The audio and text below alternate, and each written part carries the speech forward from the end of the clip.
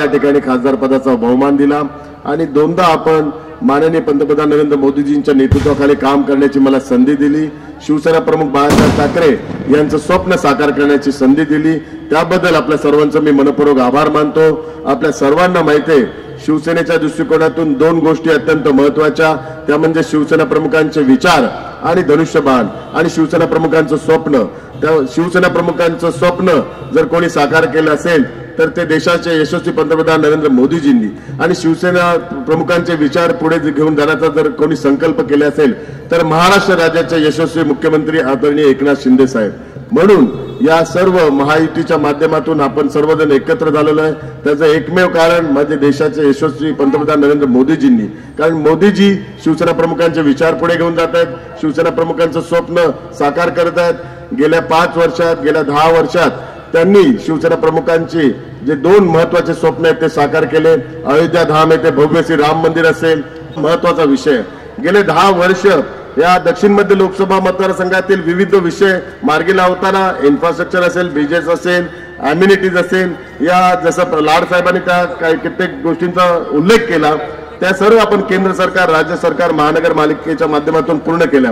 परंतु रिडेव्हलपमेंट हा एक अत्यंत महत्त्वाचा विषय दक्षिण मध्य लोकसभा मतदारसंघातला आणि तो पूर्ण करण्याकरता गेले 10 वर्ष मी खासदार म्हणून पुढाकार घेऊन सतत ते प्रयत्न करतोय।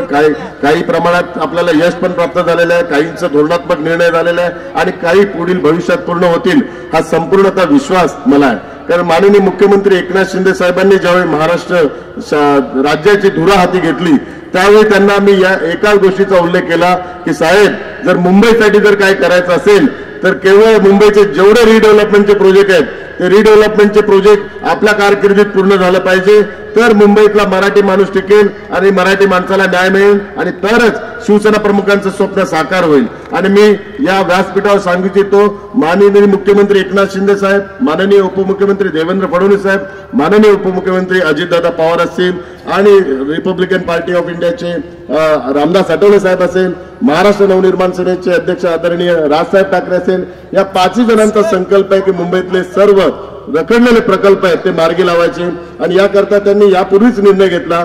त्यापैकी बीडीडी चाळ जो आपल्या दक्षिण मध्य लोकसभा मतदारसंघात येतो त्याचा निर्णय झालेला आहे, त्याचं काम चालू झालं। आता इमारतीचं त्या ठिकाणी काम चालू आहे युद्ध पातळीवर।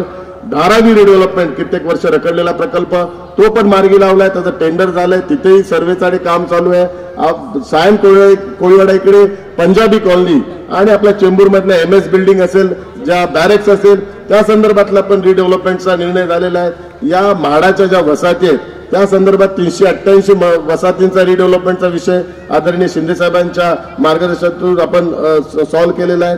सर्वात महत्त्वाचा विषय म्हणजे SRAचा आणि त्याच्या अगोदर गावठाण कोळीवाड्याच्या संदर्भातला गावठाण कोळीवाड्याच्या संदर्भातले पण आपण नवीन जो डेव्हलपमेंट प्लॅन बनवला त्या डेव्हलपमेंट प्लॅन मध्ये सीमांकन करून नवीन DCR आता बनवला आहे। नवीन DCRच्या माध्यमातून गावठाण कोळीवाड्यामध्ये स्वतः ते पुनर्विकास करू शकतात। दुसरी विनंती माननीय मुख्यमंत्री साहेबांना मी केली की जेवढे गावठाण कोळीवाड्यातली जी घरं आहेत ती सगळी घरं रेग्युलाइज करायची, कारण तर कोणी ना कोणीतरी कंप्लेंट करतं आणि महानगरपालिका त्याच्यावर कारवाई करते।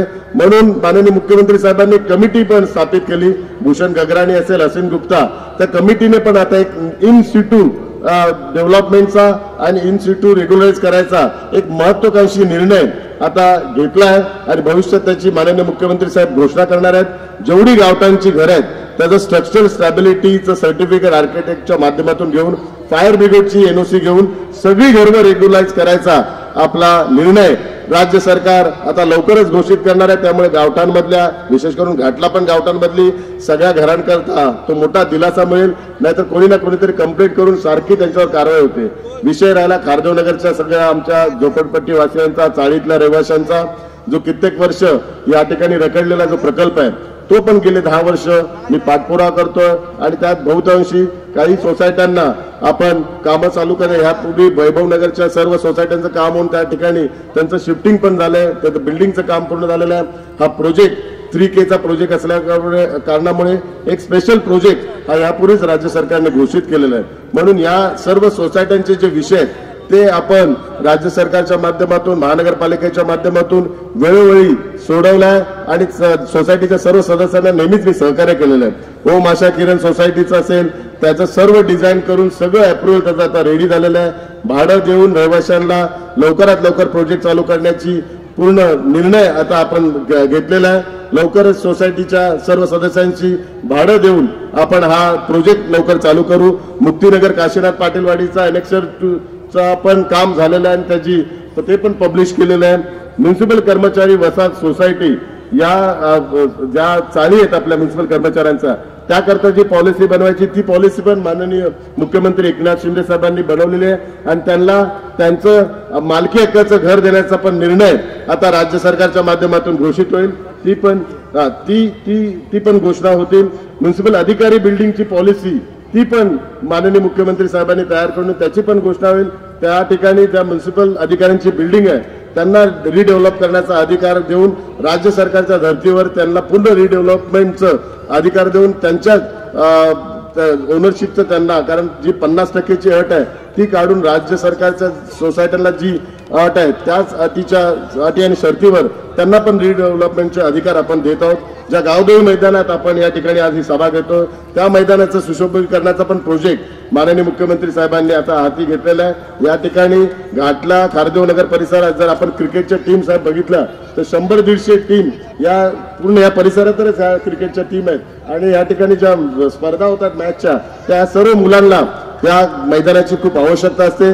तर या मैदानाला पण आपण नवीन जाळी या ठिकाणी देणार आहेत, सगळ्या आधुनिक सुविधा या मैदानाला देणार आहेत. तर आज या सभेच्या माध्यमातून मी घाटला खारदेव नगर मधील सर्व नागरिकांना विनंती करतो, जसं 2014 आणि 2019ला मला आशीर्वादाने सहकार्य केलं तसंच आपण पुन्हा एकदा 2024ला शिवसेना प्रमुखांचं स्वप्न साकार करण्याकरता आपल्याला आशीर्वाद द्यावा. शिवसेना प्रमुखांचं जे स्वप्न आहे सर्वांना मोफत घरं देण्याची ज्या योजनेचं आहे ते या येणाऱ्या 5 वर्षात आम्ही कुठल्याही परिस्थितीत पूर्ण करू हा एक शब्द देतो.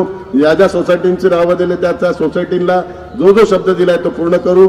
आणि यावेळी दक्षिण मध्य लोकसभा मतदारसंघात प्रचार करताना मी प्रत्येक ज्या पुनर्वसनाच्या प्रकल्पातल्या लोकांना हाच शब्द देतो, यावेळी तुम्ही माझं चाळी तुमच्या झोपडपट्टीत किंवा तुमच्या मोडकळीस आलेल्या इमारतीत माझं स्वागत करत असाल, परंतु पुढच्या वेळी निवडणुकीच्या अगोदर तुम्ही तुमच्या नवीन बिल्डिंगमध्ये नवीन फ्लॅटमध्ये माझं स्वागत करत असेल हा शब्द वचन हा मी तुम्हाला देतो. बांधवांनो, धनुष्यबाण ही निशाणी आहे. धनुष्यबाण याला एक प्राचीन परंपरा आहे. प्रभू श्री रामाचं शस्त्र अस्त्र हे धनुष्यबाण आहे आणि त्या धनुष्यबाणाने प्रभू श्री रामाने विनाशकारी शक्तीचा नाश केलेला. तेच हे धनुष्यबाण चिन्ह म्हणून शिवसेना प्रमुखांनी शिवसेनेत त्याची स्वीकार केला आणि तेच चिन्ह शिवसेनेच्या दृष्टिकोनातून विनाशकारी शक्तीचा नाश करण्याकरता आम्ही सर्वांनी ते हाती घेतलेलं आहे. म्हणून विनंती करतो 20 तारखेला धनुष्यबाणावर बटन दाबून देशाच्या विनाशकारी शक्तीचा नाश करा. धनुष्यबाणावर 20 तारखेला बटन दाबून आपण देश विघातक ज्या शक्ती आहेत त्यांचा नाश करा.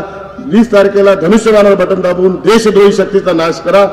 20 तारखेला धनुष्यबाणावर बटन दाबून नरेंद्र मोदीजींच्या विरुद्ध जी शक्ती आहे त्याचा नाश करा ही आपल्या सर्वांना विनंती करतो. माननीय मुख्यमंत्री साहेबांना धारावीला पण सभेला जायचंय म्हणून मी आपली रजा करतो आणि आपल्या सर्वांना पुन्हा एकदा शब्द देतो. जो शिवसेना प्रमुखांनी आपल्याला दिलेला शब्द आहे तो शब्द माननीय मुख्यमंत्री साहेबांच्या साक्षीने मी तुम्हाला देतो आणि रजा घेतो. जय हिंद, जय महाराष्ट्र. CEN न्यूज, देश प्रदेश की ताजा तरीन खबरों के लिए CEN न्यूज को सब्सक्राइब करें और रहें पल पल की खबर से हर पल बाखबर।